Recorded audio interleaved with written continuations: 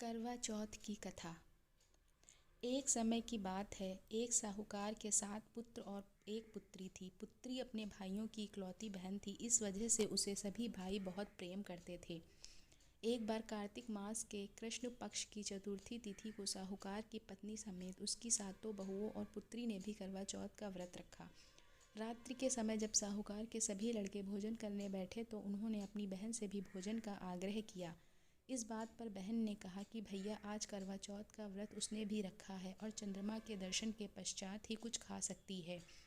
चांद के निकलने पर उसे अर्घ्य देकर ही वो अन्न और जल ग्रहण कर सकती है। साहूकार के बेटे अपनी बहन से बहुत प्रेम करते थे और उन्हें अपनी बहन की भूख से व्याकुल चेहरा देख बेहद दुख हुआ।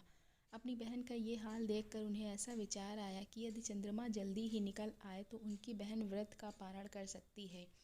इस वजह से साहूकार के बेटे नगर के बाहर गए और वहाँ एक पेड़ पर चढ़कर अग्नि जला दी। घर वापस आकर उन्होंने अपनी बहन से कहा, देखो बहन, चंद्रमा निकल आया है, अब तुम अर्घ्य देकर भोजन ग्रहण कर सकती हो। साहूकार की बेटी ने अपनी भाभियों से भी चंद्रमा के दर्शन करके व्रत खोलने को कहा, लेकिन उनकी भाभियों ने इस बात से मना कर दिया और बताया कि अभी चांद नहीं निकला है, बल्कि उनके भाइयों ने प्रेमवश और बहन को भूख से व्याकुल देखकर ही नकली चांद दिखा दिया है। बहन ने भाभियों की बात को अनसुना कर दिया और अपने भाइयों की बात मानकर भाइयों द्वारा दिखाए गए नकली चांद को अर्घ्य देकर अन्न जल ग्रहण कर लिया।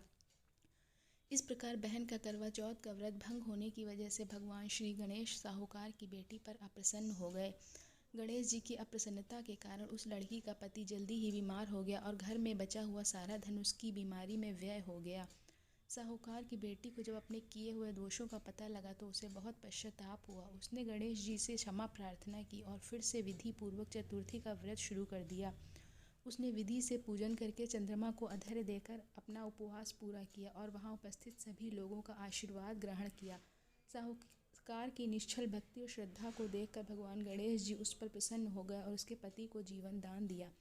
साथ ही उसे सभी प्रकार के रोगों से मुक्त करके धन संपत्ति और वैभव से युक्त कर दिया। करवा चौथ की ये कथा आपके जीवन में सुख समृद्धि का वरदान और वैवाहिक जीवन में खुशियाँ प्रदान करेगी। हे श्री गणेश माँ गौरी, जिस प्रकार करवा को चिर सुहागन का वरदान आपसे मिला है, वैसा ही सब सुहागनों को मिले।